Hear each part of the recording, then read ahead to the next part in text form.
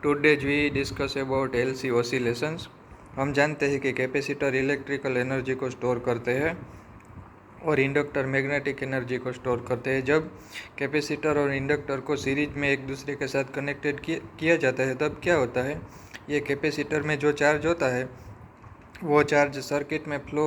होने लगता है और करंट इस्टेब्लिश होता है। और हम जानते हैं कि जब करंट इंडक्टर में से पास होता है तब उसमें फैराडे के law according induce EMF generate होता है और मैग्नेटिक एनर्जी स्टोर होती है, यानी कि ये चार्ज एल और सी के बीच में ऑसिलेशंस करना स्टार्ट कर देते हैं। आइए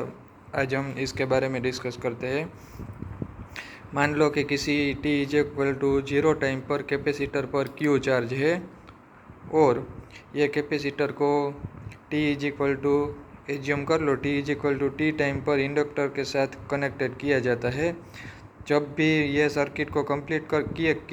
की जाती है, यानी कि कैपेसिटर को इंडक्टर के साथ ज्वाइंट किया जाएगा t टाइम पर, तो ऐसे में क्या होगा, यह कैपेसिटर की प्लेट पर जो भी चार्ज है वो चार्ज सर्किट में फ्लो हो जाना स्टार्ट हो जाएगा, यानी कि कैपेसिटर की प्लेट पर चार्ज डिक्रीज होने लगेगा और यह सर्किट में करंट मान लो कि आई इस्टेब्लिश होने लगता है और यह करंट आई ये इंडक्टर में से पास होगा और फैराडे के लॉ अकॉर्डिंग ये इंडक्टर में ईएमएफ इंड्यूस होगा। अब ये सर्किट में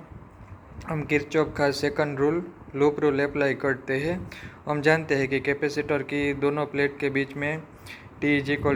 टाइम पर पोटेंशियल डिफरेंस है Q/C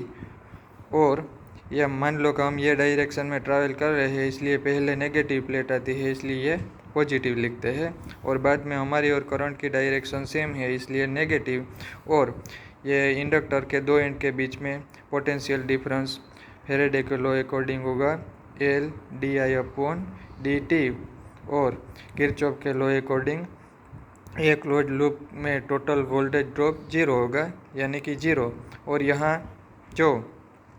ये इंडक्टर में करंट है वो करंट बढ़ता जाता है लेकिन कैपेसिटर में चार्ज डिक्रीज होता है, यानी कि ये हम समझ सकते हैं कि करंट I = -dq/dt है, क्योंकि कैपेसिटर में अगर चार्ज डिक्रीज होगा तो इंडक्टर में करंट इंक्रीज होगा और अगर इंडक्टर में करंट डिक्रीज होगा तो कैपेसिटर में चार्ज डिक्रीज होगा। इसलिए ये इक्वेशन में मैं यहाँ ये जो लेंज के लॉ अकॉर्डिंग नेगेटिव साइन है उसे हटाकर ये प्लस साइन लिख देता हूँ, इसलिए और ये टर्म आगे लिख देता हूँ, इसलिए L/di/dt + Q/C = 0। अब मैं ये इक्वेशन को दोनों साइड L से डिवाइड कर देता हूँ तो फाइनली मुझे मिलेगा di/dt + 1/LC Q = 0। 0 divided by L तो 0 ही रहेगा और ये di/dt को मैं d2Q/dt² ऐसे भी लिख सकता हूँ प्लस 1/LC × Q = 0। हम देख सकते हैं ये इक्वेशन हमने जो मैकेनिक्स में सिंपल हार्मोनिक मोशन के इक्वेशन के बारे में स्टडी किया है, ये ऐसा इक्वेशन d2X/dt² + ω0² X = 0, ये जो सिंपल हार्मोनिक मोशन का इक्वेशन है ऐसा ही ये इक्वेशन है। ये इक्वेशन के बारे में तो हमें पता है कि ये मैकेनिकल सिस्टम जो ऑसिलेशन करती है उसके बारे में ये इक्वेशन है और x डिस्प्लेसमेंट है। ऐसे ही अगर ये इक्वेशन से यहाँ चार्ज को अगर डिफाइन किया जाएगा तो हम देख सकते हैं कि ये चार्ज ऑसिलेशन करेगा। यहाँ चार्ज की नेचुरल फ्रीक्वेंसी होगी ω0 = √1/LC और ये नेचुरल फ्रीक्वेंसी से चार्ज इंडक्टर और कैपेसिटर के बीच में ऑसिलेशन करेगा और वो चार्ज साइनोसोडियली वेरी होता है और उसका फंक्शन Q = Q0 या तो QM लिख देता हूँ मैं, QM cos ωt + phi से दिया जाता है। यहाँ QM चार्ज की मैक्सिमम वैल्यू है और हम समझ सकते हैं कि t = 0 टाइम पर कैपेसिटर पर मैक्सिमम चार्ज होगा, यानी कि Q = QM होगा और इसी समय इनिशियल फेज phi = 0 होगा। इसलिए मैं ये इक्वेशन को ऐसे भी लिख सकता हूँ Q = QM कोस ओमेगा 0 टी, सॉरी मैंने यहाँ ओमेगा लिख दिया, कोस ओमेगा 0 टी। और हम जानते हैं कि current I is equal to minus d q upon d t, इसलिए मैं ये इक्वेशन का डिफ्रेंशिएशन कर देता हूँ, यानी कि current I is equal to minus d by d t, और यहाँ से मैं क्यू की वैल्यू पुट कर देता हूँ q m cos omega 0 t. तो फाइनली हमें current I is equal to मिलेगा माइनस, ये q m as it is रहेगा, कोस का इंटीग्रेशन होगा माइनस साइन, और ये टी के साथ मल्टीप्लिकेशन में है ओमेगा 0,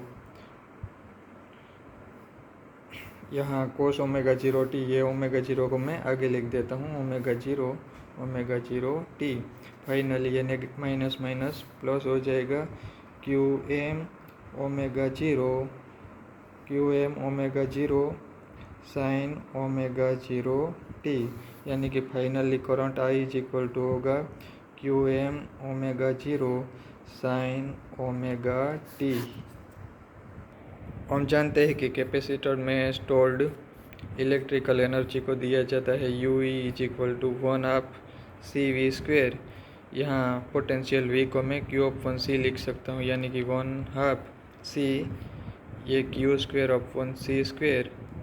यहाँ मैं क्यू 0 लिख देता हूँ, ये सी एक बार कैंसिल हो गया, तो फाइनली हमें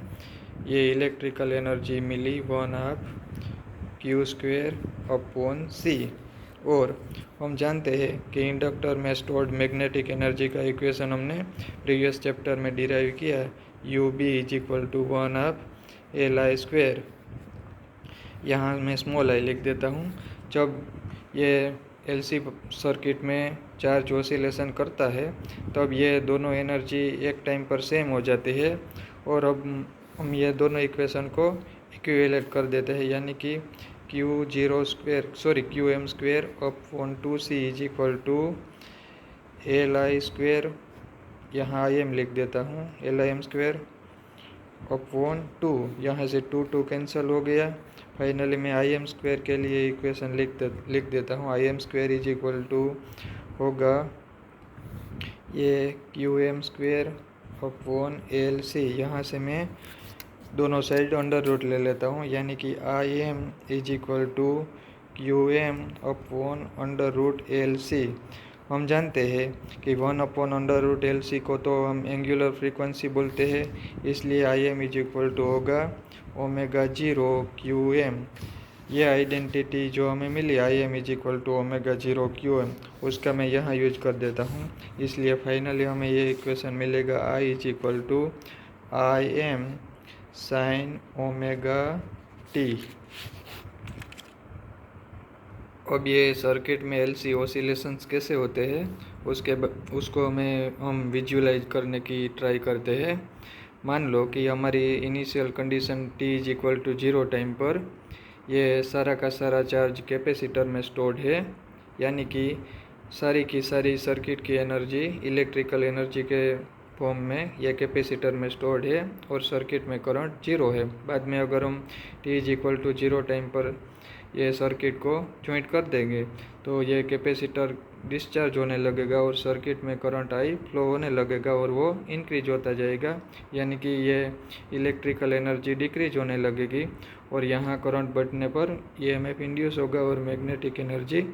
बढ़ने लगेगी। और हम जानते हैं कि एक टाइम ऐसा आएगा कि मैग्नेटिक एनर्जी और इलेक्ट्रिक एनर्जी इक्वल हो जाएगी, और बाद में हम जानते हैं कि ये करंट ऐसे साइनोसोडियली वेरी करता है, यानी कि ये हम देखें तो यहाँ से t is equal to 0 time पर ये साइकिल स्टार्ट होगी, तो बाद में यहाँ t is equal to t upon 2 time पर ये फिर से 0 हो जाता है, और यहाँ मैक्सिमम होगा t इज इक्वल टू 4, ये टाइम पीरियड के 4th फ्रैक्शन पर, यानी कि t is equal to t upon 4 time पर ये मैक्सिमम होगा करंट। और जब करंट मैक्सिमम होगा तो ये इंडक्टर में मैक्सिमम ईएमएफ इंड्यूस होगा और सारी की सारी एनर्जी मैग्नेटिक एनर्जी के फॉर्म में यहाँ स्टोर होगी और कैपेसिटर पर चार्ज 0 होगा। और बाद में ये करंट सर्किट में फ्लो होना स्टार्ट हो जाता है और कैपेसिटर पर चार्ज स्टोर होने लगता है, लेकिन उसकी पोलैरिटी रिवर्स हो जाती है और बाद में मैग्नेटिक एनर्जी और इलेक्ट्रिक एनर्जी इक्वल होती है। और बाद में t is equal to 2, sorry, ये टाइम पीरियड के आधे टाइम पीरियड की बात करें तो आधे टाइम पीरियड पर फिर से मैग्नेटिक एनर्जी मैक्सिमम हो जाती है, सॉरी, इलेक्ट्रिकल एनर्जी मैक्सिमम हो जाती है और मैग्नेटिक एनर्जी जीरो होती है। और ऐसे ये साइकिल का रिवीजन होता रहता है। और ऐसे सर्किट अगर एलसी ओसिलेशन करती रहे तो ये इलेक्ट्रोमैग्नेटिक वेव, हम जिसके बारे में हम नेक्स्ट चैप्टर में डिस्कस करेंगे, ये इलेक्ट्रोमैग्नेटिक वेव जनरेट करते हैं और इलेक्ट्रोमैग्नेटिक वेव एमिट होते रहते हैं। ऐसे में ये जो एनर्जी है वो इलेक्ट्रोमैग्नेटिक वेव के रूप में डिस्चार्ज होने लगती है। अगर ये सर्किट को एक्सटर्नली एनर्जी प्रोवाइड की जाए तो ऐसे में हमें इलेक्ट्रोमैग्नेटिक वेव का ये सोर्स मिलता है और ऐसी सर्किट को टैंक सर्किट बोला जाता है। हमने जो ये आइडियली सर्किट की डिस्कशन की, उसमें ये जो करंट होता है वो कुछ ना कुछ इंडक्टर को रेजिस्टेंस होता है, इसलिए करंट डिक्रीज होता जाता है, इसलिए ये एलसी ओसिलेशन डिस्ट्रॉय हो जाते हैं। और अगर रेजिस्टेंस जीरो होगा तो ऐसे में भी ये एलसी सर्किट, जिसको टैंक सर्किट बोलते हैं, वो इलेक्ट्रोमैग्नेटिक वेव एमिट करेगी और उसकी एनर्जी डिक्रीज होती जाएंगी। और ये इलेक्ट्रोमैग्नेटिक वेव के एमिशन के बारे में हम नेक्स्ट चैप्टर में डिस्कस करेंगे।